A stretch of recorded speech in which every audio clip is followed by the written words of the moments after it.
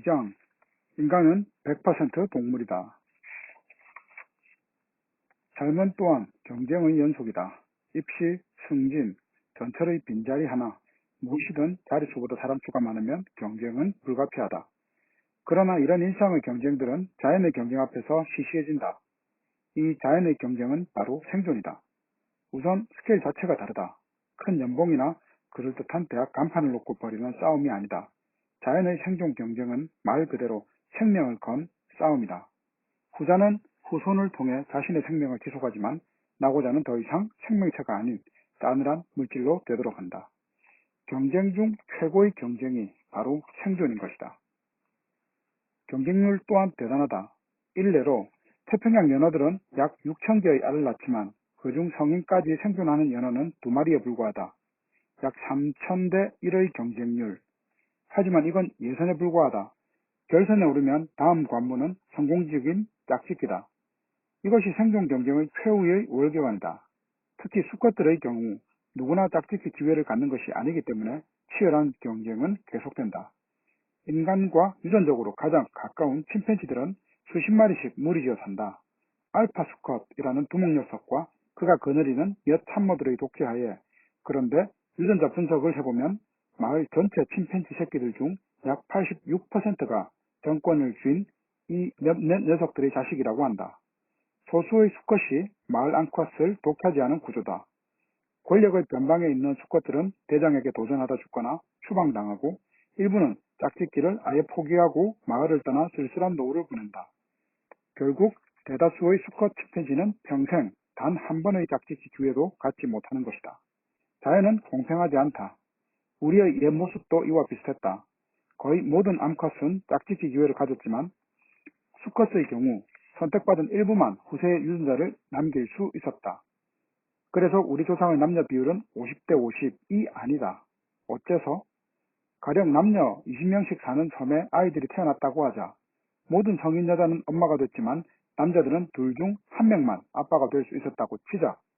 이 섬에 태어난 아이들의 호구조사를 나중에 해보면 엄마는 총 20명, 아빠는 총 10명으로 밝혀질 것이다. 우리는 이런 불공평한 동네에 살던 자들의 후손이다. 그래서 우리 조상들의 남녀 비율은 1대1이 아니라 1대2로 여자 비율이 높다. 무슨 말이지? 인간의 경우 그나마 일부 일처제라는 제도 덕분에 남녀 간 불균형이 최근 줄어든 것이다. 다른 포유류들의 경우 이 비율이 7대3 정도까지 기운다. 거의 모든 암컷은 자식을 갖지만 소수의 수컷만이 유전자를 남겼다는 말이다.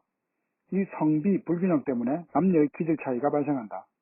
예를 들어 여자는 특별한 노력을 하지 않아도 엄마가 될 수 있기 때문에 안정지향적 전략을 택하는 것이 유리하다. 그러나 수컷의 경우는 다르다. 어차피 최고가 못되면 짝짓기에서 낙오된다. 매사에 모 아니면 도 같은 극단적인 전략을 택할 수밖에 없다. 그래서 남자들은 작은 것에도 승부욕이 불탄다. 주먹 반만한 골프공을 김부장보다 5m 더 날리려고 연습장에 출근하며 쇠막대기를 5,000번 흔드는 게 남자다. 승부욕이 있는 수컷만이 남았기 때문이다. 이 치열한 생존 경쟁에 뛰어드느냐 마느냐는 개인의 의사와 무관하다. 풀 한 포기에서 국가 수상에 이르기까지 지구의 모든 생명체는 예외 없이 지금 이 순간에도 생존에 유리한 고지를 점령하기 위해 살아가고 있다. 의식하지 못할 뿐이다. 우리는 가끔 다큐멘터리 채널을 보며 동물들의 치열한 생존 경쟁을 구경한다. 나와는 무관한 전혀 다른 세계를 호주에서 공수된 와인을 마시며 친구와 화상 통화를 하는 내가 정글에서 치고받는 저 짐승들과 무슨 연관이 있나 싶다. 행복과의 관계는 더욱 묘연하다. 생존과 행복, 대체 어떤 관계가 있다는 말인가? 행복은 뇌에서 만드는 소리라는 비유로 돌아가 보자. 행복감이 퍼져나오게 하는 이 뇌는 하루아침에 만들어진 것이 아니다. 교육시험을 보고 암산을 하기 위해 설계된 것도 아니다. 그렇다면 행복의 소리를 만드는 이 뇌의 최우선적 기능은 무엇이며 그 안에서 어떤 내용이 담겨 있을까? 뇌는 살벌한 생존 경쟁에서 살아남은 남은 조상들이 우리에게 물려준 일종의 생존 지침서다. 사자는 피하고 믿을 만한 녀석과는 고개를 나눠 먹고 등의 깨알 같은 생존 팁들이 담겨 있다. USB로 주지 않고 유전적 정보로 저장해 우리 뇌에 심어놓았다. DNA 코드로 작성되어 있기 때문에 우리의 의식적인 머리로는 완전히 해독되지도 않는다. 사실 우리가 이해하든 못하든 중요하지 않다. 나의 의식과 관계없이 몸이 손가락을 5개 만들도록, 체온이 떨어지면 몸을 떨도록, 사춘기가 되면 이성의 정신을 쏟도록 자동 실행된다. 뇌는 생존 경쟁에서 직면하게 되는 과제들이 무엇이고 이들을 가장 효과적으로 해결하는 방법은 무엇인지를 담고 있는 수백만 년간의 생존 기록서다. 물론 우리가 사는 21세기의 세상과는 더 이상 맞지 않는 습성도 있다. 앞에서 말했듯 식량 문제가 해결됐지만 아직도 우리 몸은 지방이나 달콤한 음식에 정신을 못 차린다. 과거 우리에게 기묘했던 생존 장치가 이제 약보다 병이 된 것은 우리 뇌가 문명의 변화 속도를 따라잡지 못했기 때문이다.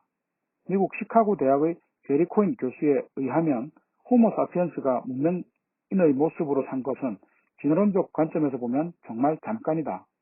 인간의 농경 생활을 하며 본격적으로 문명을 가진 것은 길게 잡아야 6천년 전부터다. 세대로 따지면 약 250세대. 인간과 침팬지가 진화의 여정에서 갈라진 것이 대략 600만 년 전이라고 한다. 약 30만 세대 전. 막연한 숫자다. 이렇게 바꿔보자. 시간을 1년으로 압축한다면 인간이 문명 생활을 한 시간은 365일 중 고작 2시간 정도다. 364일 22시간은 피 비린내 나는 싸움과 사냥, 그리고 짝짓기에만 전념하며 살아왔다. 동물이기 때문에. 그러나 우리는 1년 중 고작 2시간에 불과한 이 모습에 너무나 익숙해져 있다. 그래서 어처구니 없게도 우리는 더 이상 동물이 아닌 줄 안다. 3살 버릇 8까지 간다는데 과연 600만 년간 유전자에 새겨진 생존 버릇들이 그렇게 쉽게 사라질까? 절대 그럴 수 없다. 인간은 여전히 100% 동물이다. 바로 이것이 최근 심리학계를 뒤흔드는 연구들의 공통점이다. 이 중에는 19금 내용이 많은데 이를 처음 접한 독자들은 당황할 수 있다. 말도 안 된다. 심리학자들은 뭔가 좀 이상해 싶을 것이다. 나도 이런 연구들을 거부감 없이 받아들이기까지는 몇 년의 생각과 공부가 필요했다. 당혹감이나 의혹, 심지어 약간의 불쾌감까지 생길 수도 있는데 자연스러운 반응이니 이 책을 당장 집어던지지 말았으면. 우리의 동물스러움을 엿볼 수 있는 수많은 연구 중 몇 가지를 소개한다. 최근 심리학의 최고 권위지에 실린 리버만과 동료들의 연구다. 모든 문화에서 친인척 간 성관계는 금기시된다. 근본적인 이유는 근친관계에서 태어난 아이가 유전자에 돌연변인이 생겨 생식 능력을 잃을 확률이 높기 때문이다. 결국 혈통이 끊어지기 때문에 진화 과정에서 근친관계를 방지하는 것은 아주 중요한 과제였다. 그래서 일종의 근친 감지 시스템을 동물들은 보유하고 있다. 인간의 경우는 어떨까? 위 연구에서 수개월에 걸쳐 여대생들이 누구와 얼마나 자주 문자나 전화를 하는지 분석해봤다. 여대생들의 임신 확률이 높은 가임기와 그렇지 않은 기간의 통화 내역을 비교해보니 딱 한 사람과의 통화 패턴이 달라졌다. 바로 그녀들의 아버지였다. 연구자들의 예상대로다. 아버지와 딸, 유구한 세월 동안 근친 관계가 가장 빈번하게 발생한 사이다. 그래서 가임기가 가까워질수록 여대생들은 자기도 모르게 아버지와 거리를 둔다. 가임기에는 통화 빈도와 시간을 서서히 줄이다가 그 시기가 지나면 또다시 정상 패턴으로 돌아간다. 가임기에 가까워지면 아버지를 경계하라는 경고 시스템이 유전자에 프로그래밍 된 것이다. 물론 자기 자신도 모르는 무의식적으로 자동화된 현상이다. 그래서 실험 후 연구 내용을 설명해주면 당사자들도 믿지 않으려 한다. 새로운 발견에 놀라워하기는커녕 심리학자들을 이상한 눈으로 쳐다본다. 어차피 이상한 눈빛을 받게 됐으니 같은 주제로 계속 가보자. 근친 관계를 막는 첫 단계는 우선 상대와의 혈연 관계 여부를 파악하는 것이다. 인간은 어떤 단서를 통해 이런 판단을 내릴까? 학자들에 의하면 단순하면서도 강력한 단서는 유아기 때 누군가와 함께 보낸 시간의 양이다.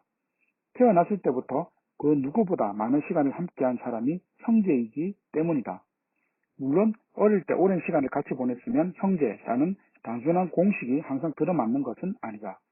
예를 들어 이스라엘의 키부츠 집단에서는 형제가 아닌 남녀가 어릴 때부터 함께 생활한다. 흥미로운 사실은 이들 중 성인이 되어 서로 결혼하는 경우는 극히 드물다는 것이다. 왜 그럴까? 키부츠 출신의 순이와 철수는 서로 형제가 아니라는 사실을 분명히 안다. 하지만 순이와 철수의 뇌에는 너희는 어릴 때 너무 많은 시간을 같이 보냈어. 수상해. 라는 경계의 신호가 켜진다. 그래서 성인기에 이르면 서로에 대한 성적 매력이 억제된다. 머리로는 혈연 관계가 아님을 알지만 사랑의 화학 호르몬은 좀처럼 생겨나지 않는 것이다. 사랑해선 안 되지만 사랑에 빠지는 경우는 사실 많다. 로미오와 줄리엣, 영화나 소설의 고전적 소재다. 그러나 흥미롭게도 키부츠 경우는 반대다.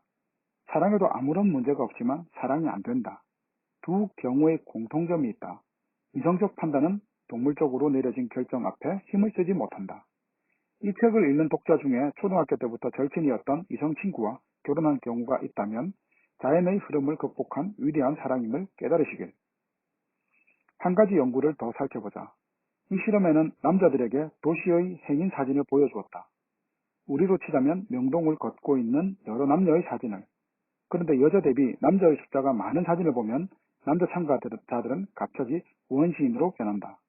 여자가 희소하다는 무의식적인 생각이 성적인 경쟁심을 발동시키기 때문이다.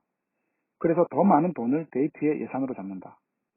이런 사소한 자극만으로도 남자는 수컷으로 돌변하는 것이다. 실험실 상황만이 아니다. 미국 66개 도시의 소비 형태를 분석해보면 여자보다 남자가 더 많이 사는 곳일수록 남자들의 과소비가 심하다고 한다. 짝짓기 경쟁이 심할수록 무리한 지출을 해서라도 이성을 유혹하겠다는 뜻이다. 그래서 남자가 넘치는 도시일수록 남자들의 카드빚과 부채율이 높다. 돌 대신 돈을 무기로 들었을 뿐 구석기 시대의 수컷과 뭐가 다른가.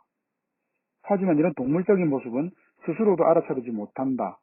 도대체 어떤 여자가 자신이 가임기 때 아버지와 접촉을 피한다고 생각하며 어떤 남자가 다른 수컷들이 나타나면 자기가 무리하게 카드를 긁는다는 것을 의식하며 사는가. 그래서 완벽히 속는다. 자신은 동물들과 질적으로 다른 세련하고 고결하고 기품 있는 존재라고 믿으며 살아가는 것이다.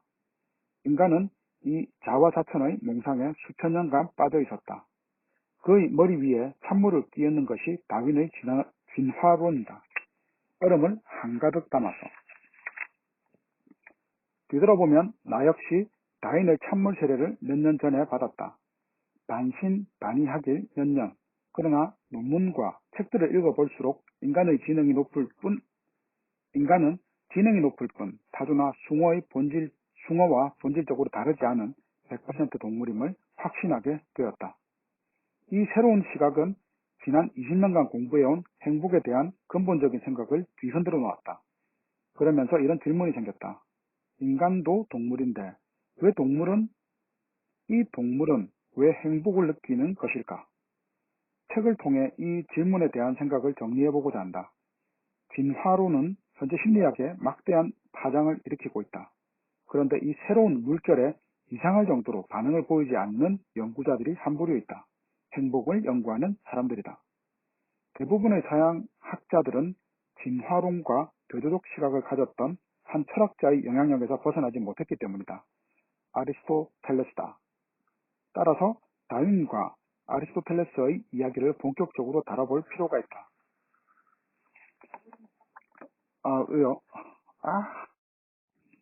따라서 다윈과 아리스토텔레스의 이야기를 본격적으로 다뤄볼 필요가 있다. 행복은 누군가에 의해 경험되어야만 성립되는 현상이고 그 누군가는 인간이다. 그러므로 인간을 어떤 존재로 보느냐에 따라 행복의 정체도 크게 달라진다. 다윈과 아리스토텔레스는 2000년의 격차를 두고 살았지만 행복을 빌미로 두 인물의 만남을 주선해 보려 한다. 2장 끝.